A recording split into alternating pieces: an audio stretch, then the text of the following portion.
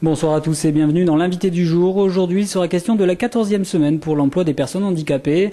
Alors que celle-ci vient de se terminer, c'est désormais l'heure du bilan. À Toulouse comme ailleurs, entre incitation et obligation d'emploi, l'application de la loi handicap de 2005 et la mobilisation de l'AGFIP donnent ses premiers résultats. Un exemple concret avec l'entreprise S2I qui, depuis 2008, s'est engagée dans l'intégration des personnes handicapées. On écoute tout de suite Cécile Brebion, chargée de recrutement. Toute société doit être effectivement sensible, c'est notamment l'adaptation à son poste de travail et savoir s'il y a besoin d'une adaptation effectivement en termes de poste, mais vraiment physique. Donc, par exemple, s'il y a besoin d'un bureau surélevé, un écran plus large, j'irais plutôt en termes de son environnement physique de travail. Après, autre chose qui est très très important, c'est surtout l'accueil, l'insertion. C'est travailler éventuellement en amont. Bon, nous, S2I, je dirais qu'on a la chance d'avoir effectivement des collaborateurs qui sont, je pense en tout cas, assez sensibles à cela et qui, du fait qu'on soit une équipe assez jeune, on a une moyenne d'âge effectivement parmi nos salariés qui est assez jeune, donc qui sont, je dirais, assez ouverts justement à ces différentes problématiques-là. Et le tout, c'est d'essayer d'anticiper un maximum l'arrivée, l'accueil du collaborateur, préparer le management, c'est le suivi également de ce dernier. Après, tout va dépendre du handicap. Je dirais que chaque personne, de toute manière, que l'on soit handicapé ou que l'on ne soit pas handicapé, de toute manière, chaque personne est différente et l'accompagnement va être différent. Après, peut-être qu'effectivement, si des personnes ont un handicap et certaines vont peut-être avoir davantage vouloir être accompagnées, ou il va falloir qu'on les encadre un peu plus pour les accompagner justement, pour faire en sorte qu'ils se sentent bien dans leur environnement de travail, qu'ils arrivent justement à performer autant qu'un, si ce n'est plus, ça dépendra des personnes, mais qu'un salarié valide. Maintenant, voilà, je dirais que chaque situation étant différente, il faut vraiment qu'on s'adapte à chaque personne, voilà, que l'on soit handicapé ou pas. Voilà. Le tout, c'est d'essayer de ne pas faire effectivement de différence, mais peut-être essayer de balayer tous les stéréotypes que certaines personnes peuvent avoir de l'image qu'on peut s'en faire du handicapé. C'est vrai que l'image qu'on peut avoir, quelqu'un qui est handicapé, c'est quelqu'un qui est en fauteuil, comment je vais faire, voilà. Ou alors ça peut être effectivement un handicap mental là, qui est un peu plus difficile effectivement dans la gestion, je dirais, quotidienne. Après, tout va dépendre effectivement de ce handicap, mais préparer bien en tout cas le management, c'est accompagner effectivement aussi ces derniers, accompagner le collaborateur.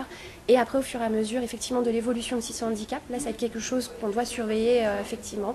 Est-ce que du coup, on a besoin d'adapter de plus en plus ce poste? Est-ce qu'il a besoin de plus de temps? Est-ce qu'il a besoin de moments d'être absent pour X raisons, pour suivi médical ou autre? Voilà, là, c'est vraiment quelque chose en particulier qu'on doit faire. Alors sur l'agence aujourd'hui, nous avons à peu près 6 travailleurs handicapés.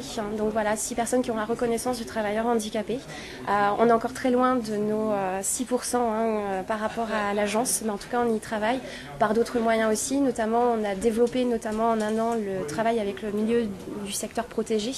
Donc ça, c'est effectivement un moyen de pallier à tout cela et encore en essayant de communiquer aussi, en tout cas via nos collaborateurs aussi, de les accompagner aussi pour certains qui veulent éventuellement aussi éventuellement penser à avoir cette reconnaissance-là. Ils savent qu'ils ont un handicap, bon, ils ne savent pas trop effectivement comment faire. Donc nous, on essaye d'y aller au fur et à mesure. Maintenant, effectivement, on n'y force pas non plus. Le tout, c'est d'échanger et d'essayer de travailler ensemble, en tout cas, vers cela. Je pense qu'il y a énormément de personnes qui sont en fauteuil roulant et en fait non, c'est au final, c'est vrai que je ne connais pas les chiffres exacts pour ne pas dire de bêtises, mais c'est vrai qu'il y a à peu près, je crois, 5% de personnes au final qui ont un handicap moteur qui est lourd, qui nécessite un fauteuil roulant.